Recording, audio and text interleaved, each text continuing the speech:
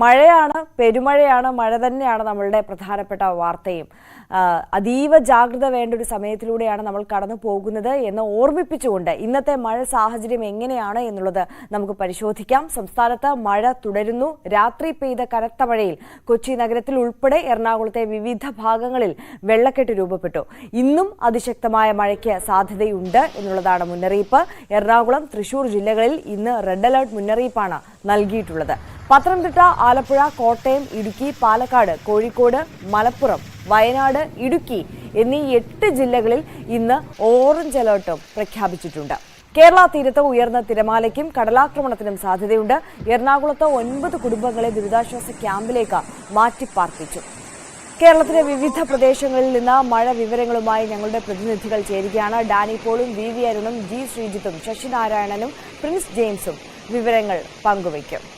ആദ്യം നമുക്ക് കൊച്ചിയിലേക്ക് തന്നെ പോകാം. അവിടുത്തെ സാഹചര്യം വളരെ ദുരിതപൂർണമാണ്. ഡാനി പോൾ ചേരുന്നുണ്ട് അവിടെ നിന്ന് വിശദാംശങ്ങളുമായി. Danny, good morning. കഴിഞ്ഞ ദിവസം നമ്മൾ ഈ മഴയെക്കുറിച്ച് സംസാരിച്ചപ്പോൾ തന്നെ പറഞ്ഞതാണ് ഈ കൊച്ചി മഴയിൽ മുങ്ങിപ്പോകുന്നതിനെ കുറിച്ച്. ഒറ്റ മഴ പെയ്താൽ തന്നെ കൊച്ചി മുങ്ങും എന്നുള്ളതിനെ കുറിച്ച് നമ്മൾ സംസാരിച്ചതാണ്. അതിനുശേഷമാണ് പൊടുന്നനെ ഒരു മഴ സംഭവിക്കുന്നതും കൊച്ചി നമ്മൾ പ്രതീക്ഷിച്ചതുപോലെ ആശങ്കപ്പെടുത്തുന്ന വിധത്തിൽ തന്നെ മുങ്ങിപ്പോകുന്ന ഒരു സാഹചര്യത്തിലേക്ക് കടന്നതും. എന്താണ് നിലവിലത്തെ സാഹചര്യം?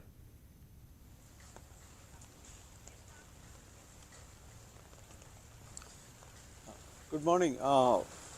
ഇന്നും മഴ തുടരുന്നു എന്നത് തന്നെയാണ്. പക്ഷേ കഴിഞ്ഞ ദിവസങ്ങളിലെ ഇതിന് രീതിയിൽ ഇന്ന് കുറച്ച് ആശ്വാസം ഉണ്ട്. കാരണം വലിയ രീതിയിലേക്ക് ശക്തി പ്രാപിച്ചിട്ടില്ല എന്നതാണ്. നമ്മളിപ്പോൾ ഇവിടെ നിൽക്കുമ്പോഴും വലിയ രീതിയിൽ കഴിഞ്ഞ കുറേ മണിക്കൂറുകളായിട്ട് ഇതേ രീതിയിൽ തന്നെ തുടരുന്നു എന്നതാണ്. പക്ഷേ ഇന്നലെ രാത്രിയിൽ അതിശക്തമായ രീതിയിലാണ് മഴ ലഭിച്ചത്. രാത്രിയിൽ പലയിടത്തും തന്നെ നഗരത്തിൻ്റെ പല കേന്ദ്രങ്ങളിലും സ്ഥലങ്ങളിലും എല്ലാം തന്നെ വെള്ളക്കെട്ട് അനുഭവപ്പെട്ടു. പ്രത്യേകിച്ച് പനമ്പള്ളി നഗരം, KSRTC ബസ് സ്റ്റാൻഡ്, കലൂർ, പ്രധാന നിരത്തായ MG റോഡ്, അങ്ങനെ തുടങ്ങിയ സ്ഥലങ്ങളിലെ മേഖലകളിലെല്ലാം റോഡുകളിലടക്കം ഗതാഗതം സ്തംഭിക്കുന്ന രീതിയിലേക്കടക്കം കാര്യങ്ങൾ മാറിയിരുന്നു. പക്ഷേ അത് അർദ്ധരാത്രിയോടെയായിരുന്നു, അതിശക്തമായൊരു മഴയിലൂടെയായിരുന്നു ആ സമയം കടന്നുപോയത്. അതിനെ തുടർന്ന് മണിക്കൂറുകൾ നീണ്ട ഈ രീതിയിലുള്ള വെള്ളക്കെട്ടുകൾ ഉണ്ടായിരുന്നു. പനമ്പള്ളി നഗരം പലയിടങ്ങളിലും കടകളിൽ വെള്ളം കയറി, രാത്രി വെള്ളം കയറിയിരുന്നു. താഴ്ന്ന പ്രദേശങ്ങളിൽ പലയിടത്തും, പ്രത്യേകിച്ച് KSRTC ബസ് സ്റ്റാൻഡ് പരിസരം, കാരിക്കാമുറി റോഡ് തുടങ്ങിയ ഭാഗങ്ങളിലെല്ലാം തന്നെ വെള്ളം കയറുന്നൊരവസ്ഥയിലേക്ക് അടക്കം നീങ്ങിയിരുന്നു. ഇപ്പോൾ മഴ കുറഞ്ഞതുകൊണ്ട് മാത്രം വെള്ളക്കെട്ടിനും ഒരു കുറവുണ്ട് എന്നതുകൂടി പറയേണ്ടി വരുന്നു. അത് മഴയുടെ ഒരു കുറവ് കൊണ്ടാണ്.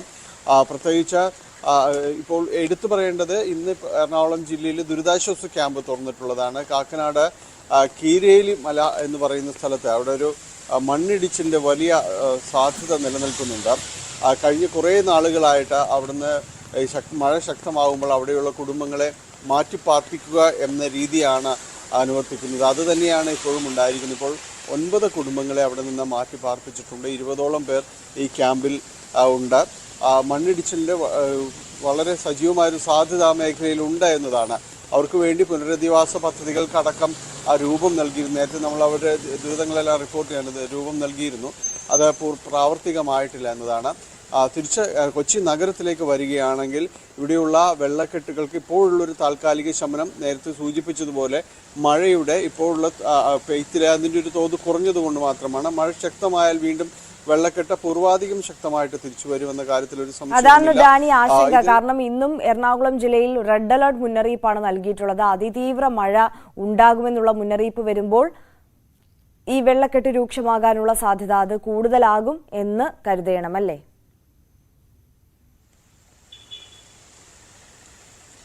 തീർച്ചയായും അത് തന്നെയാണ് കരുതേണ്ടത്. കാരണം അതിന് പ്രധാനപ്പെട്ട കാരണം ഈ കനാലുകളുടെ ഇതിൻ്റെ ഒരു കണക്ടിവിറ്റി, അതോടൊപ്പം അതിൻ്റെ ഒരു കൃത്യമായൊരു ശുചീകരണം, അത് ശുചീകരണ പ്രവർത്തനങ്ങളെല്ലാം തന്നെ ആരംഭിച്ചിരുന്നു. പക്ഷെ അത് ഇടയ്ക്ക് മന്ദീഭവിച്ചു. പല കാരണങ്ങൾ അതിന് ചൂണ്ടിക്കാണിക്കുന്നു. പക്ഷേ എന്തായാലും ഇപ്പോൾ അത് വെള്ളക്കെട്ടിലേക്ക് എത്തിയിരിക്കുന്നു എന്നതാണ്. ഈ സമയത്ത് ഓടി നടന്ന പലയിടത്തും തടസ്സങ്ങൾ നീക്കാനും വെള്ളത്തിൻ്റെ ഒരു ഒഴുക്ക് സുഗമമാക്കാനും എല്ലാം വലിയ രീതിയിലുള്ള പ്രവർത്തനങ്ങൾ നടക്കുന്നുണ്ട്. അതുകൊണ്ട് തന്നെയാണ് പലയിടത്തും വെള്ളം അധിക നേരം ബുദ്ധിമുട്ടില്ലാത്ത രീതിയിൽ അധിക നേരം തങ്ങി നിൽക്കുന്നതും കാര്യമായ ബുദ്ധിമുട്ടില്ലാത്ത രീതിയിലേക്ക് കാര്യങ്ങൾ മാറുകയും ചെയ്യുന്നു. പക്ഷേ വെള്ളം റോഡിലെ പ്രധാന നിരത്തുകളിൽ ഗതാഗത തടസ്സമുണ്ടാക്കുന്നുണ്ട്, കടകളിലേക്ക് കയറുന്നുണ്ട്. ഈ കടകളിലേക്ക് കയറുന്നത് വീണ്ടും ശുചീകരിക്കാനും എല്ലാം തീർച്ചയായും അധികം സമയമെടുക്കും. മറ്റ് കനാലുകൾ, പേരണ്ടൂർ ഉൾപ്പെടെയുള്ള കനാലുകളുടെ പോള നീക്കൽ ഉൾപ്പെടെയുള്ള കാര്യങ്ങൾ തടസ്സപ്പെട്ടതായി വലിയ ആക്ഷേപമുണ്ട്.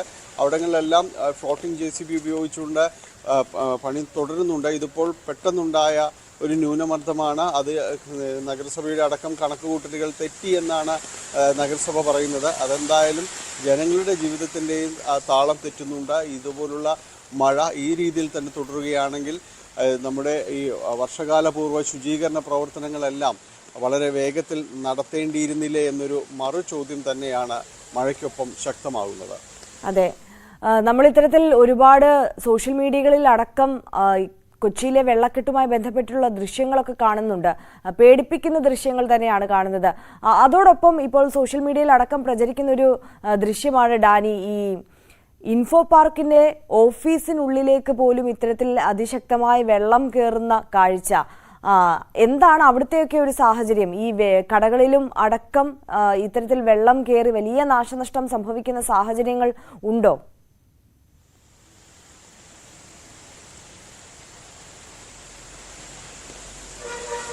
ചിത്രപ്പുഴയുടെ കൈവഴിക്ക് സമീപമാണ് ഇൻഫോ പാർക്കും സ്മാർട്ട് സിറ്റി തുടങ്ങിയ പദ്ധതികളെല്ലാം തന്നെ വന്നിരിക്കുന്നത്. സ്വാഭാവികമായും അത് കണക്കിലെടുക്കുന്നതുകൊണ്ട് തന്നെ, കാരണം അവിടെ എല്ലാം തന്നെ വെള്ളക്കെട്ട് വളരെ രൂക്ഷമാവുന്നത്, അതിൻ്റെ ഒരു ഒഴുക്ക് കൃത്യമായ രീതിയിലേക്ക് മാറ്റിയെടുക്കുന്നതിന് കഴിഞ്ഞില്ല. കാരണം ആ കൈവഴികൾ, ചിത്രപ്പുഴയുടെ കൈവഴികളെല്ലാം കാലങ്ങളായി പോള അടിഞ്ഞു കിടക്കുന്ന ഒരു അവസ്ഥയാണ്. അത് കൃത്യമായ രീതിയിലുള്ള പദ്ധതികളോട് നവീകരിക്കപ്പെട്ടാൽ മാത്രമേ അവിടങ്ങളിലെ വെള്ളക്കെട്ട് ഭീഷണി അടക്കം ഒഴിവാകുകയുള്ളൂ. അതൊന്നും ഉണ്ടായില്ല. നമ്മൾ ആ ദൃശ്യങ്ങളിലെല്ലാം കണ്ടതുപോലെ ഇൻഫോ പാർക്കും അതിൻ്റെ പരിസരങ്ങളുമെല്ലാം കനത്ത മഴയിൽ, അത് പുഴയിൽ നിന്നും അടക്കം വെള്ളം കയറി എവിടേക്കും ഒഴുകിപ്പോകാനില്ലാത്ത രീതിയിലേക്ക് ആണ് ഇത് പണിത് വെച്ചിരിക്കുന്നതെന്ന് പറയേണ്ടി വരുന്നു. കാരണം ഇതിൻ്റെ ഒരു കണക്ടിവിറ്റി, ഓടകളുടെയും ഇതിൻ്റെ ഒരു ശുചീകരണ പദ്ധതികളുടെയും ഒന്നും ഒരു കണക്ടിവിറ്റി കൃത്യമായ രീതിയിലേക്ക് വന്നിട്ടില്ല. അതുകൊണ്ട് തന്നെ ആ തിരിച്ച വെള്ളം വളരെ ശക്തിയോടെ ഇരച്ചെത്തുന്ന രീതിയിലേക്ക് കാര്യങ്ങൾ വന്നു. ഇൻഫോ പാർക്കിൻ്റെ പ്രവർത്തനത്തെ, പല ഓഫീസുകളുടെയും പ്രവർത്തനത്തെ അത് ബാധിക്കുന്ന രീതിയിലേക്ക് എത്തിയിരുന്നു. പലയിടത്തും പൂർണ്ണമായും ഓഫീസ് അടച്ചിടേണ്ട ഒരവസ്ഥയിലേക്ക് വന്നിരുന്നു. മഴ തുടരുന്നുണ്ട്. അതിനിടയിൽ ഇപ്പോൾ കുറച്ച് ആശ്വാസം കഴിഞ്ഞ കുറേ മണിക്കൂറുകളായി, കഴിഞ്ഞ കുറേ ഇടവിട്ട് പെയ്യുന്നു എന്നതാണ്. അതിൻ്റെ ഒരു ആശ്വാസം ആ മേഖലയിലുമുണ്ട്. എന്തായാലും ശുചീകരണ പ്രവർത്തനങ്ങളടക്കം അവിടെ നടക്കുകയാണ്. ആ രീതി ഇത് ഇൻഫോ പാർക്കും അതിൻ്റെ ഒരു പരിസര പ്രദേശങ്ങളും, ഒരുപക്ഷെ വലിയ വെള്ളക്കെട്ടും കാര്യങ്ങളും ഉണ്ടായപ്പോൾ പോലും ഇൻഫോ പാർക്കിന് അത്ര ഭീഷണി ഉണ്ടായിരുന്നില്ല എന്നതാണ്. അപ്പോൾ ഈ വന്നിരിക്കുന്ന പുതിയ സാഹചര്യം എന്തുകൊണ്ടാണ് ഇത്ര കണ്ട അവിടെ വെള്ളക്കെട്ടിലേക്ക് പോകാൻ? ഒരു മണിക്കൂറുകൾ നീണ്ട മഴ കൊണ്ട് തന്നെ ഇൻഫോ പാർക്ക് മേഖലയിൽ വെള്ളക്കെട്ട് ഉണ്ടായി. അപ്പോൾ പുതിയതായ രീതിയിൽ അവിടെ ഒരുപാട് നിർമ്മാണ പ്രവർത്തനങ്ങളടക്കം നടക്കുന്നുണ്ട്. അപ്പോൾ അതിൽ കൃത്യമായ ഓവുചാലുകളുടെ നവീകരണവും നിർമ്മാണവും ഒന്നും കൃത്യമായിരുന്നില്ല എന്നതാണ്. കാരണം നമ്മൾ ഏറ്റവും അവസാനം നിർമ്മിക്കുന്ന ഒരു കാര്യമാണ് ഈ വെള്ളം ഒഴുകിപ്പോകേണ്ട കാര്യങ്ങളെക്കുറിച്ച് ഏറ്റവും അവസാനം മാത്രമേ ആലോചിക്കുകയുള്ളൂ. അതുകൊണ്ട് വരുന്ന ദുരിതങ്ങൾ തന്നെയാണ് ഇത് സംഭവിക്കുന്നത്. അതിപ്പോൾ ഇൻഫോ പാർക്കിനെയും അത് ബാധിച്ചിരിക്കുന്നു. മഴ കുറയുന്നതനുസരിച്ച് അതിൻ്റെ ഒരു പഴയ താളത്തിലേക്ക് തിരിച്ചെത്തും. ആ രീതിയിലുള്ളൊരു പ്രവർത്തനങ്ങൾ അവിടെ നടക്കുന്നുണ്ട്. തീർച്ചയായും ഡാനി പോളാണ് എറണാകുളത്ത് നിന്നുള്ള വിവരങ്ങൾ നൽകിയത്. എന്തായാലും